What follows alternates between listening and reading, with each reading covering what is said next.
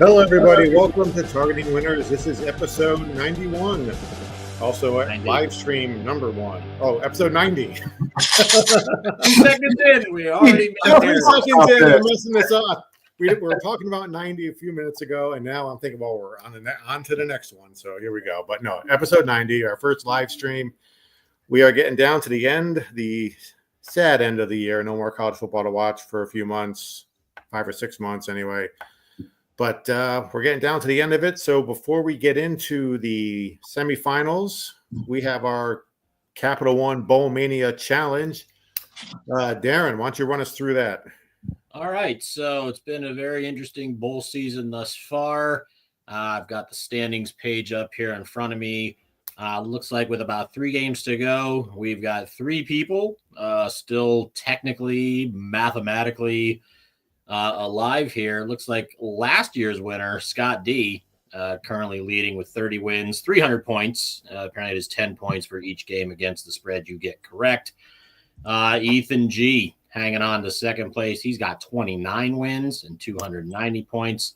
And then Milana S, 27 wins for 270. So still technically alive, but hanging on.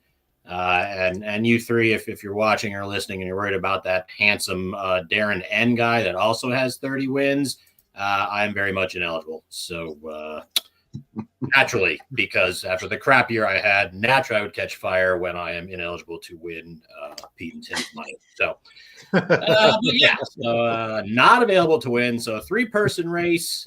So if you're alive still, make sure you get those picks in. We got a game Thursday, a game Friday, and then the national championship on Monday, the 20th. So that's where we stand with that. All right, That'll be $200 for the winner. All right, thanks, Darren. And now we go to our new content moderator, Pete. So if you're watching this, give Pete something to do. Talk some smack in the comment section. Make fun of his hat. I don't know. Do anything. So give him something to do as we're the great experiment that is the live stream here. Well, guys, we're down to the nitty gritty. We have 3 games left, sadly. What do you think of the playoffs so far? D? Well, I mean, anytime we get more games to bet on, that's a good thing. I mean, like everybody else, I was kind of disappointed with the blowouts in the first round. There's some seeding issues that need to be fixed. I read an article, not sure whether they're going to be fixed. Apparently, this would require unanimous approval from every conference head. I'm not sure Mountain West person is going to want to lose that possibility of getting a bye week, but that remains to be seen. Quarterfinals got a little bit better. Penn State kind of smacked Boise around, but credit to Arizona State making the Big 12 look pretty good. They gave Texas a run there. The Ohio State game, I didn't expect that, but whatever. I don't think anybody expected that, honestly. It happens. Teams get blown out. It just happens. There's nothing you can do about it. Sometimes the wheels just fall off at the worst time, and this is the worst time. And I think they ran into a very pissed off group of Buckeyes. Yeah. And then the Notre Dame, Georgia, happy with the result. Didn't expect it either, but we'll get into more of what happened there when we look at the Penn State Notre Dame matchup. But looking forward to Thursday and Friday and seeing what these semis bring. I know these teams all seem a little bit similar. I was looking at some of the team stats. I noticed all 4 of these teams left are in the top 10 defensively in yards allowed, top 10 defensively in points allowed. They all seem to have a pretty decent QB, maybe not a Dylan Gabriel or a Cam Ward, but a quarterback more than capable. A couple of good running backs in the backfield. Now, granted, Ohio State's got some insane receivers, but Texas aren't that bad either. And again, just all solid defenses here. So the old adage, defense wins championships, is still very valid here in 2024 for college football. But, looking forward to these games. Yep. They also seem to take care of the ball very well, too. None of them are – they're all plus 10, plus 9, plus 12 in the turnover ratio. That's also a big thing. As far as the games go, I mean, I thought the first round was just a colossal waste of time. I mean, I would have just I've been saying this for 6 months now. It should have only have 8 teams, but it is what it is. As far as the changes, I don't mean to make sense. I know college football doesn't like that. They have 4 automatic buys, and they had 5 power conferences. Now there's 4 power conferences and 4 automatic buys. I don't know. Maybe you win your conference, you get an automatic buy, or does that make too much sense? At least it means something, so you get credit for playing in the extra game. I mean, but what if your conference sucks, though? I mean, well, we see that all the time, even in the NFL. There have been years where the team that wins the division, they get a home game, even though they're 6-10 or whatever, and then they got to play. It happens. They won a division, they get it. And as far as the Power Five, I mean, they can get a automatic into the tournament if they want, but they shouldn't complain about not getting an automatic bye. They should be happy that the Power Four let them even participate in this. So, I mean, it seems to be the easiest way. It makes the most sense. I mean, you got 4 teams, give them the first bye.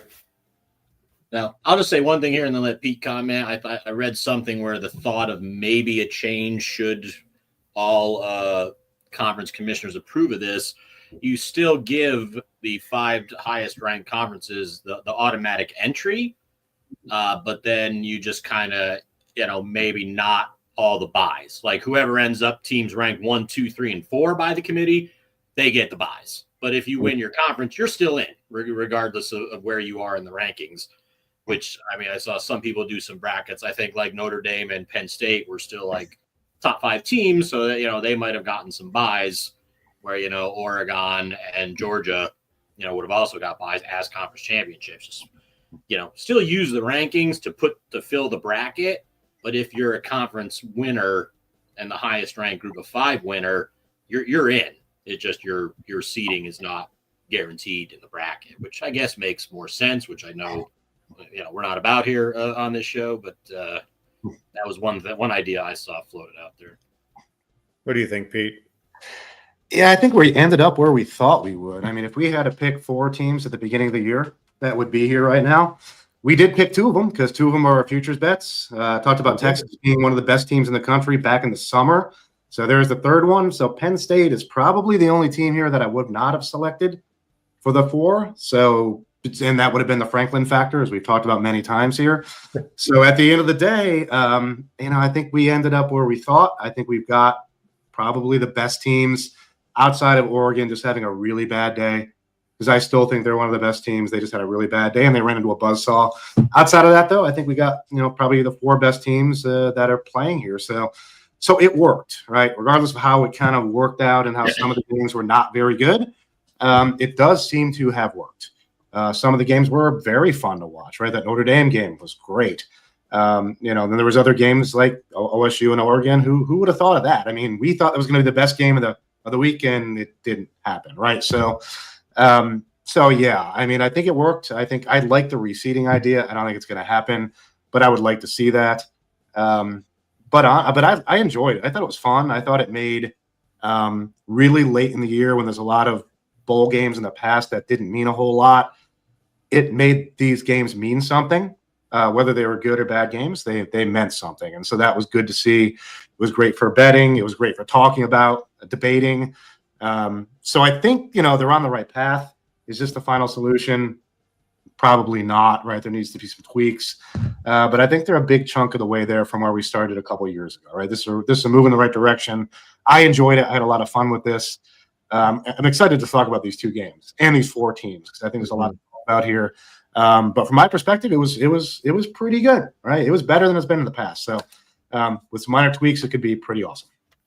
I agree. I think the solution Darren floated, but them talking about is what they're going to do. Obviously, I mean, you guys have known me for way too long, but I've been saying this for 30 years. Why do they vote? I just don't like the polls. I've never liked them. I mean, you can go back to, high school. And I've always thought like this voting is just kind of dumb. But I mean, for reference, Florida State and Michigan were both in the top 10 preseason poll this year. So, yeah. I mean, Or if clearly, I knew Michigan didn't belong there, though, and I said it from the beginning, right? That to me was a farce. Well, That other was, teams were there too. Like Utah was in the top 10. Yeah. I mean, there's just like so many. If they want to do with the polls, maybe have the first poll come out the first week of November. Like no preseason poll, no polls at all until November. But then, because now you have some team, say they had, Florida State or Michigan ranked, 10th or whatever, and then, oh well, they win a game, they lose a game, they only fall to, maybe it has I think they had Alabama 4th, and then they fall. I mean, any other, if they were seeded properly, they would have had one of those losses to Vanderbilt by the time the first poll came out. Maybe people would look at them and say, well, maybe they're not that good. I just think with the preseason poll, everyone has their own, biases and all that. So I would say at least wait till November to put the poll out and then go from the November polls. That would be better. And just get rid of the preseason poll is dumb. I mean, that's just, I don't know.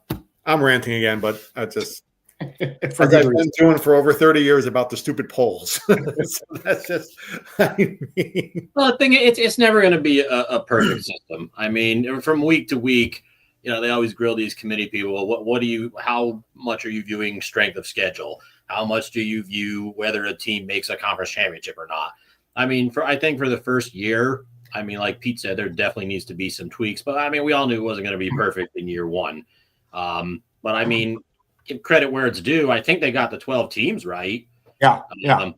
As far as how they seeded them, that's obviously up for debate. But then again, if you had 4 close games in the first round, nobody's complaining about seeding either. So, I mean, like you guys said, there's got to be a tweak here and there. But apparently it needs unanimous approval to switch anything around here. And again, this I believe this format was good for 2 years. So, we'll be done with it in 2 weeks, and then we'll see if any tweaks are made. And if not, first round, bet your favorites next year, I guess. Well, I'm guessing if that targeting call was called against Arizona State and they ended up winning and we have a Final Four without the SEC, they'll be making changes this year. They're not good. They'll be like, no, we can't have this. Yeah. So, Ohio State would be favored by like 14.5. And at least. I mean, well, all right. Well, let's look into the games. Let's go to the first game we're going to talk about. It's actually Friday's game because I put them in backwards. So we're going to talk about Friday first. Ohio State and Texas. Initial thoughts, boys. What you got on this one, D? Well, what team do you want to start with? We'll start with Texas. Maybe how they got here. I hope they lose. No. Yeah, I mean, I agree with you about that targeting call. They are kind of lucky to be here. But again, you just look at them like we had touched on with all the other teams in this Final Four. Pretty darn good defense. Offense kind of inconsistent, though. So Quinn Ewers pretty much a statue back there. I think if Ohio State can get some pressure, and I know Texas has an offensive lineman that's questionable. Whether he plays is kind of a big deal here. But I mean, honestly, I know their defense is great statistically. But again, we've talked who have you played pretty much all year long. And you look at Texas' schedule until this playoff began, they hadn't beaten anybody in the top 25. No. They had 2 games against a top 25 team. It was the same Georgia team. They got beat twice. And the second game against Georgia was to their backup QB who came in the second half. So it depends what kind, can they establish the run against Ohio State? Maybe. I mean, if their offensive line is healthy, they certainly could. They have a couple capable backs that could give Ohio State some trouble. And Pete and I kind of touched on this at the end of the last show. Yeah. Does Texas, if Ewers has a bad first 2 or 3 drives, a couple 3-and-outs, maybe even a bad first half, how much of a leash does he have before potentially going to Arch Manning? Now, I mean, Ohio State starts out like they did against Oregon. Yeah, they're probably not going to get up to a 34-0 lead. I think we all saw Oregon's defense wasn't that good. How quick does that hook come? I think maybe sooner rather than later. It could be it's your last game of the season if you lose. So I mean, if he's got to get pulled, then it's Arch time. But I think Texas is up against it here. I mean, I think we've seen what Ohio State can look like when they play their best game. they're pretty damn unstoppable. I mean, I don't know how you cover Jeremiah Smith. I mean, if you double him, all right, Mbuka's open. You got Judkins, you got Henderson. I mean, you have to pick somebody because man-to-man is not going to work against this receiving core. So, I mean, technically they do have a home game here. It is in Arlington, so that's certainly got to help. The 6, that just seems a lot to lay in a game, at this point in the season. But I mean, how much of that is, well, maybe because they're counting Texas out. I think if this gets to 7, I think you're going to see Texas money. But if recent form is anything, I mean, Ohio State is probably going to win and cover this here. I mean, you all know me for almost one full calendar year now. I've had Ohio State winning this bad boy. So obviously I'm rooting to win the game. But if I had to go a spread bet here, man, I would probably still roll with Ohio State. I think they got the better quarterback. I think they've got one other thing. Every time there's an Ohio State game, and we saw this with Tennessee, and we saw this with Oregon, everybody is questioning this offensive line. The first game, Tennessee's got a great defensive line. That's the strength of their team. Well, offensive line did their job then. And then the same thing. Well, Oregon didn't have Jordan Birch the last time on the D-line. He's back. He's going to cause a problem. Ohio State ran for over 180 yards, and Will Howard didn't get sacked once. So can we please stop with the Ohio State offensive line? Right. They're doing good. Okay. I don't know how else to put it. Stop knocking them. They've obviously really good at the blocking. Yeah. They've at least figured it out for 2 straight games in the playoffs. So I don't know if that's much of a red flag as people are making it out to be, but you're looking at Texas. I just don't know. I just think if they get behind early, I don't think they're going to be able to catch up. I mean, I just don't. I mean, I know that their wide receiver core is decent. Don't get me wrong, but it's not Ohio State's. I got a feeling you're going to see a similar game plan to what you saw against Oregon. Just pass the ball when they decide to have a couple incomplete passes, then run the ball. I mean, Ohio State did both so well last week. And Texas defense good, but we saw what Arizona State did to them in the fourth quarter. Klubnik in that Clemson game passed all over them like all game long. So, 2 inconsistent units. I would lay the 6, but I'm just hoping Ohio State wins the game. Right. I mean, I'm going to give Texas a little bit of credit. I mean, it is tough to beat like these upstart teams. Like they're playing with house money. You got a team like Arizona State.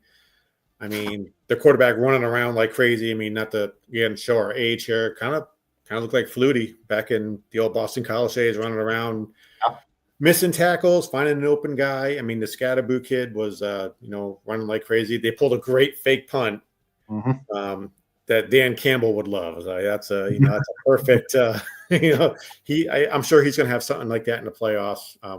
Totally get from there. But at the end, they missed a couple. I think they missed a couple field goals in this game. Oh, Texas missed a couple too. I think the wide receivers for Texas were too much for Arizona State. As far as Ohio State goes, I mean, you did. I didn't bet them. I was going to, but since you did, I was like, well, screw it. You guys can go ahead and bet them. But, plus 800. And we said the same thing this year, like they said about Michigan last year. If not now, when are they going to win it? They've got their receivers are so good, you forget how good their running backs are. Yeah. And so I think this is Ohio State's championship to lose. Good news, bad news for you guys. You're going to cash your 8-1, but you're going to miss out on your 28-1 if that holds true. I just think they're just too good. And like I said earlier, they are pissed. And sorry to say for you, Pete, at the end of the day, I don't think Ohio State's going to care that you beat them. If they got that ring, they can just do one of these and be like, hey, they should not. You won the battle, we won the war. And it might look like a long off season for you up there in Michigan. But I don't know if you have any other thoughts on that, Pete, but since you're the Ohio State hater, we'll let you finish off with this, but I think it's a complete for you. Before he does that, can I just say it was really disheartening to have Pete and Ray in the group text, like rooting for Oregon openly. I've got an 8-1 ticket on Ohio State to win the whole thing. Thanks, guys. Appreciate that. You know that in my bones, I can't root for that team ever. Understood. Yeah, Texas remains a quandary to me. they're a good team that hasn't been able to beat good teams, which I don't quite understand. I think, as I mentioned on Sunday a little bit, I think Quinn is part of the problem. However, at the same time, Quinn is one of the reasons why this program is what it is right now, right? I mean, this program was hot garbage for years, right? So he and Sark are the reasons why this team is what it is. So I get the idea that you want to let Quinn ride this thing out. I do. And I think they're going to give him a lot of rope to do so, which they may end up hanging themselves with. But at the end of the day, they're going to give him a lot of rope to run, I think. But we did talk about it on Sunday. The interesting thing to me is that Arch deal, right? Because if they do make that switch, they're going to be behind. And who knows what comes out of that, right? They could make some kind of furious comeback. I don't know. I think we see the thing with Ohio State. So, yeah, they looked unbeatable. I can say that right. They looked unbeatable. But throughout this year, they've been extremely inconsistent. They look unbeatable, then they look very beatable. And they go back and forth. They've had the receivers out there all year. They get covered quite often. So they're not impossible to cover. And if you want to beat Ohio State, you follow the Michigan approach. You run the ball right at them, eat up the clock, and you get pass rush on them and get that quarterback moving, and that's how you beat them. And if either one of these teams can do that, I'm assuming that Ohio State will win this game. But if either Texas or the next team up can do that, they can beat Ohio State. Ohio State is not unbeatable. They're not going to play as well as they did last game. Now, will they play well? Probably. They were specifically angry about Oregon. Once again, Big Ten foe, a team they lost to by 1 point. They felt they should have beat earlier in the year. That was a different story, right? Texas is different, right? And this is a home game. Call it what you want. And so that crowd is going to be there. That team is going to be fired up. I think we're going to see the best out of what Texas has. Now, is it enough to beat OSU? I don't know. But I do think that they're going to throw everything at it.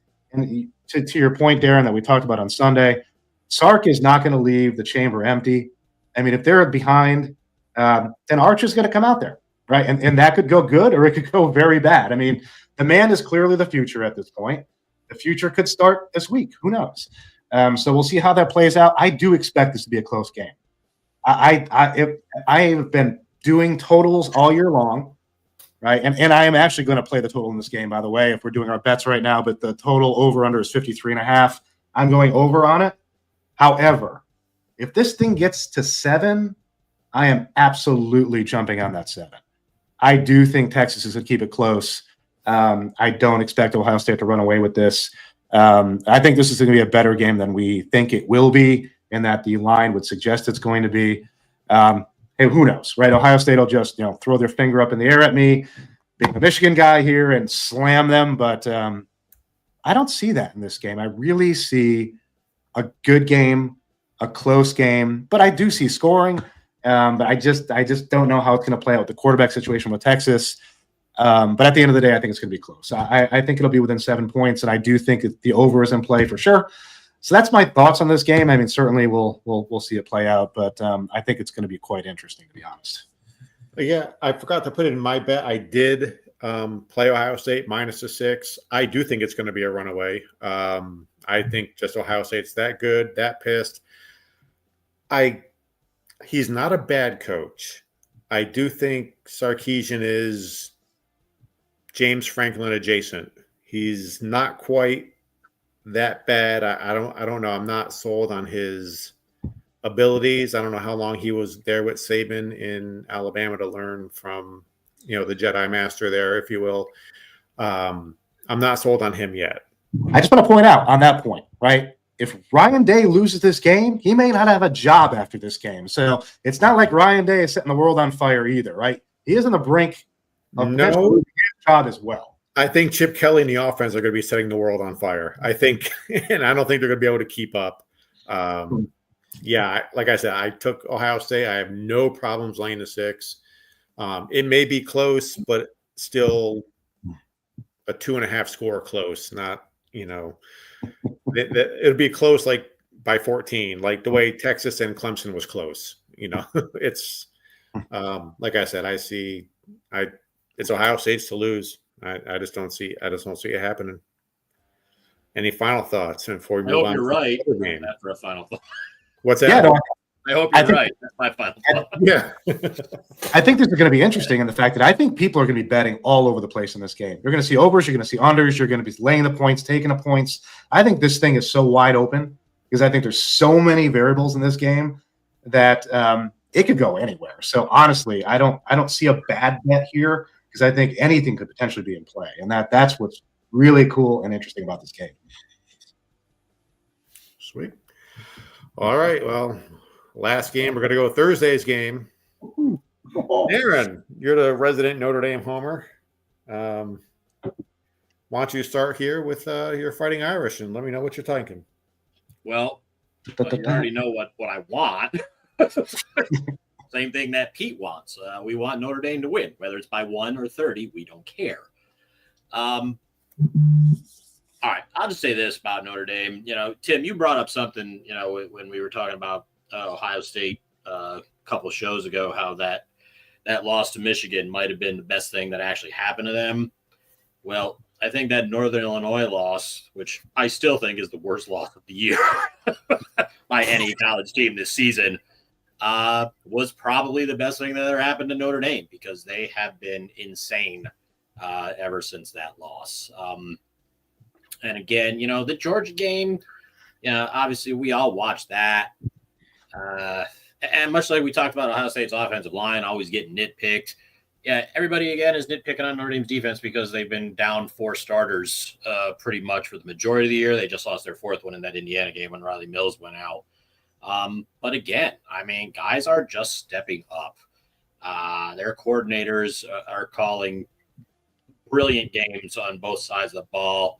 And I'm sorry, SEC lovers, your boy Kirby just got outcoached the other night. Say what you want. That 4th and 1 at the 20 or 21 when they brought the punt team out and then everybody took off. And then, here comes the offense. And, the great SEC jumping off sides, letting Notre Dame basically kill another 4 minutes and pretty much end that game there. And, Kirby, the SEC officials told us we can't do that. Well, as luck would have it, as long as the center does not touch the ball, that is still a dead ball. So you can run everybody off as many times as you can in that 40 seconds before you get to lay a game. But when they brought that punt team out, the center did not bend over and grab the ball. And as long as he did that, they can substitute all 11 players all day long if they want. So it was very much a legal play. It worked. Georgia jumped off sides, and that was pretty much that. While I do like Notre Dame's defense, the offense really worries me. I'm not going to lie. I know Indiana had a great run defense. Well, Notre Dame got 170 yards. Yeah, well, 98 of that came on one play, and the rest of the game was not very successful in the run game. Yeah, and the Georgia game, Riley Leonard threw for 90 yards while running for 80. At some point, Notre Dame is going to need to adopt the forward pass. And I'm also worried that at some point these injuries are going to catch up to them. And Penn State is certainly a team where it could catch up to them. And you look at the quarterbacks. Maybe I trust Leonard a little bit more, but if I do, it's not by a whole heck of a lot.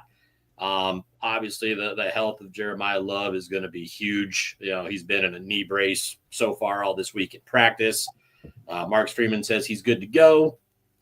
Is he going to be 60%, 80%? Probably not going to be 100%. They have other guys that can pick up the slack, but he's the number one guy for a reason. I know. I think one of you guys went with the over here. I think this is going to be an ugly ass, low scoring, very similar to what we saw with Notre Dame, Georgia.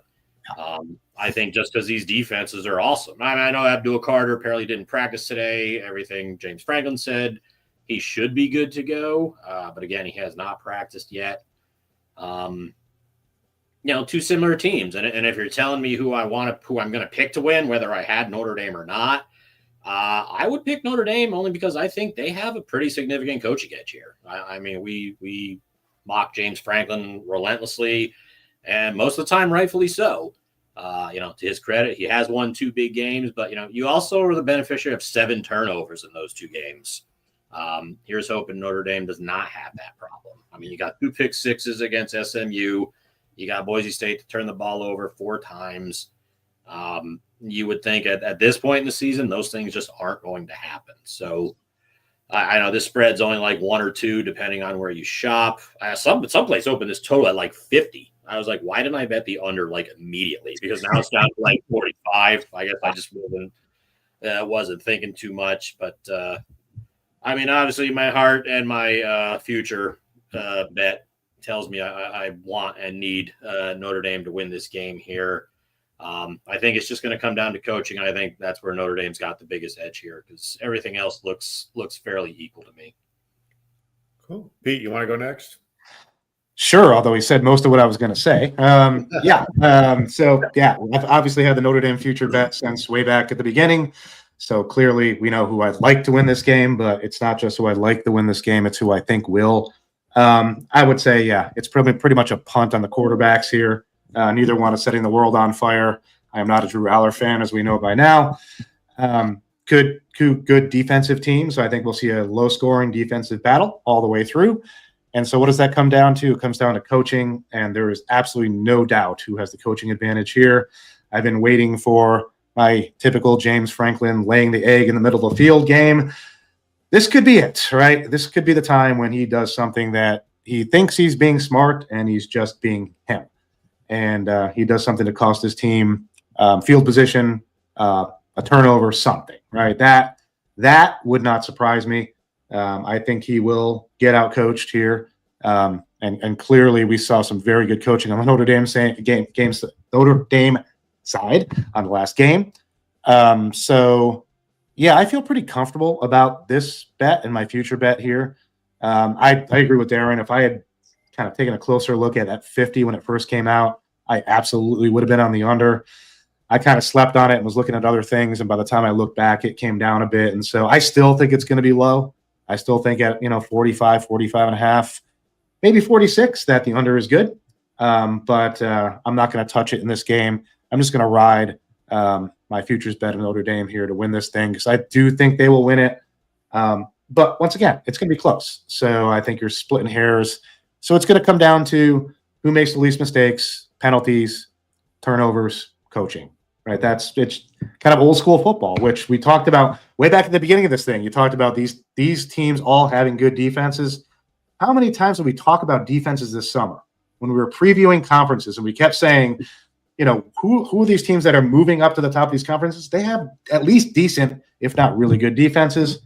We're seeing it here. Both of these teams have that. So I think this will be a fun game to watch. It's certainly not going to be a free-for-all. I don't expect a very high-scoring game.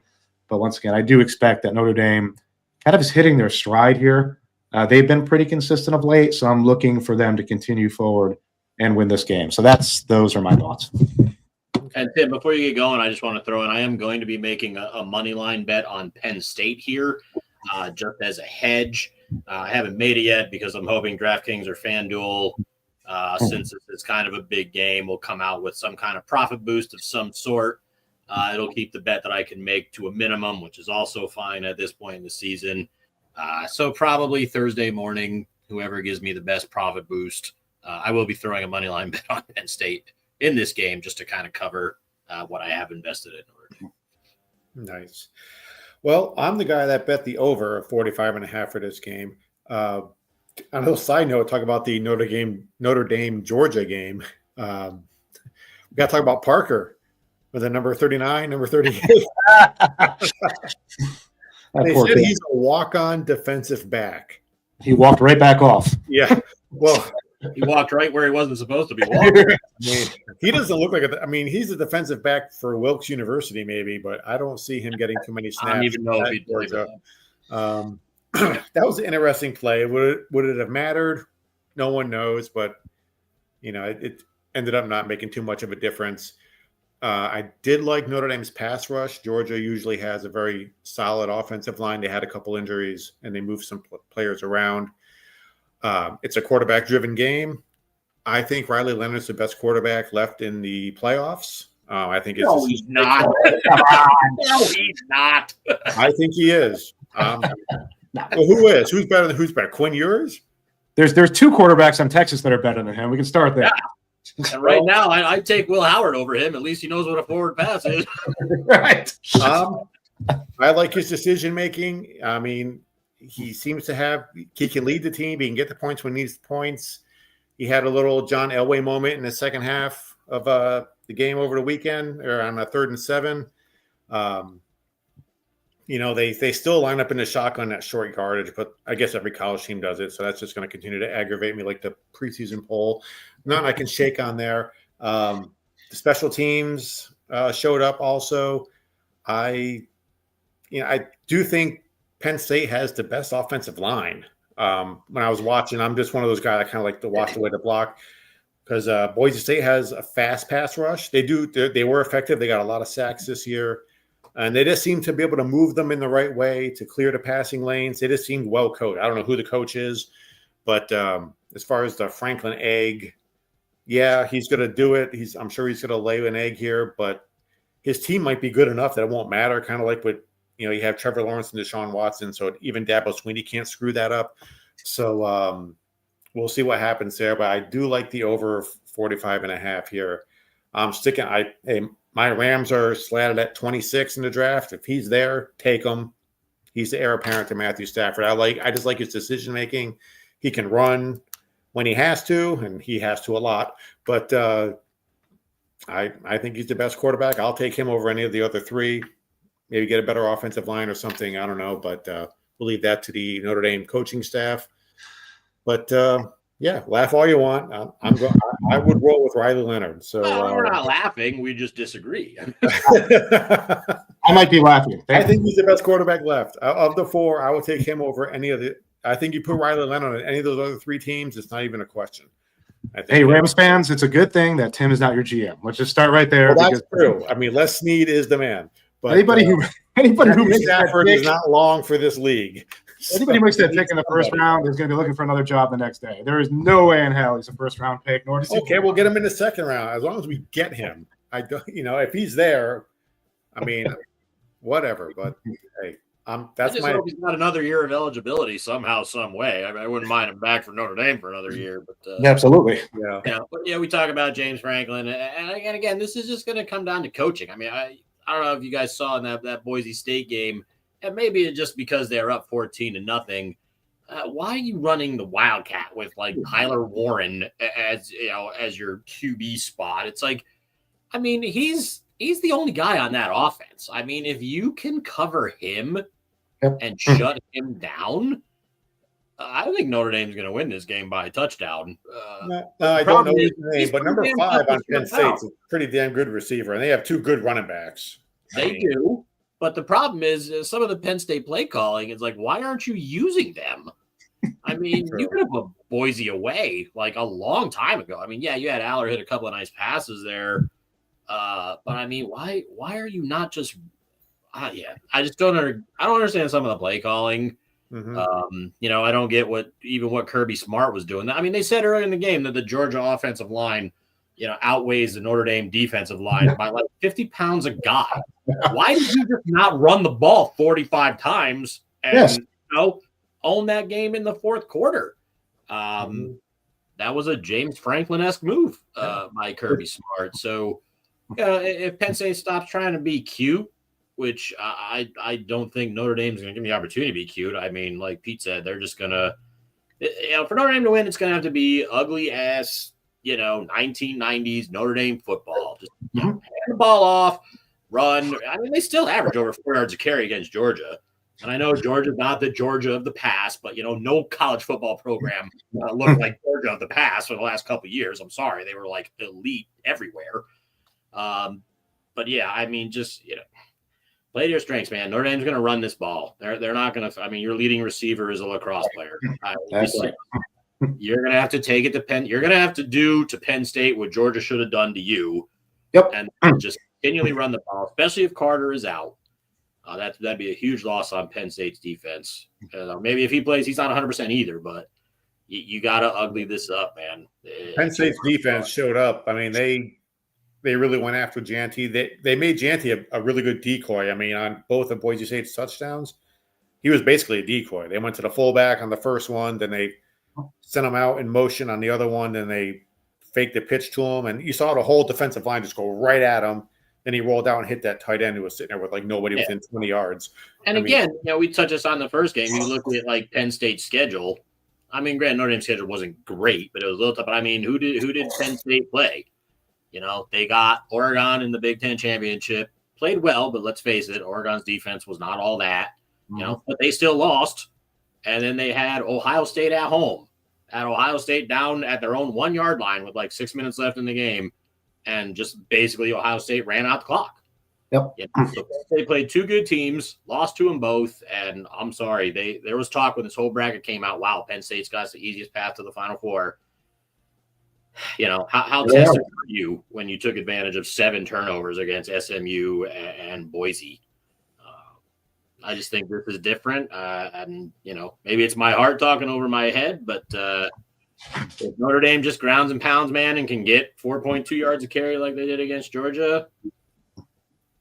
Yeah, man. Is it true Notre Dame, on their coaching staff, they have one of my Miami Hurricane Mount Rushmore people, and Al Golden? Did I hear that right? Yeah, he's the defensive coordinator. Pretty much the main reason that Notre Dame is here. And they have LSU's offensive coordinator from last year, but obviously they're not very LSU-esque offensively. But we don't have Jane Daniels and Malik Neighbors. It's good to see those. It's good to see those Hurricane coaches doing well after they leave Miami. It's so great. You got to love that. Notre Dame, we accept everybody. We don't care where you come from. All are welcome as long as they win football games. So. Yeah. Just win, baby. Somebody said that once. But it's all right, Tim. Sorry, I don't know if you were finished or not. But yeah, I just had to throw in a few things there. No problem. All right, so final bets. I have Ohio State -6, and I have the over in the Notre Dame Penn State game of 45.5. Guys, what do you got, Pete? Yep, I have the over in the OSU Texas game, 53.5. And I did not mention it when we talked about the Texas game. I've been kicking around the hedge and taking Texas. It was plus 410 to win it all 2 days ago. So I'm not sure if where that number is right now, but I'm pondering it as with Darren. I'm kind of waiting to see if I can get a little juice on that, a little kind of boost. So we'll see. But I'm thinking about playing that just as a hedge because we do have obviously OSU covered, Notre Dame covered. And honestly, I think the only team that cannot win it all in this group is Penn State. I don't think they can beat either of the other teams, to be honest with you. So I'm thinking about doing that, but I haven't done it yet. So that's my play for the moment. And I just have that yet to be made Penn State moneyline bet, like Pete said, just kind of waiting on a Thursday morning profit boost from somebody to kind of hedge what I've got on Notre Dame. Should Penn State win, I'll probably hedge something with Texas on Friday as well. But right now, just the one bet I'm planning on making. All right, well, we're going to wrap it up there. Thank you all for joining us on our first attempt at a live stream here. Thank you to the people who joined in. We're going to be obviously uploading this to Spotify and the Apple Podcast. You can catch it there as well. Please don't forget to like and subscribe to the podcast, to our YouTube channel, Targeting Winners, and at Target Wins on X. Thank you all for joining us, and have a great night.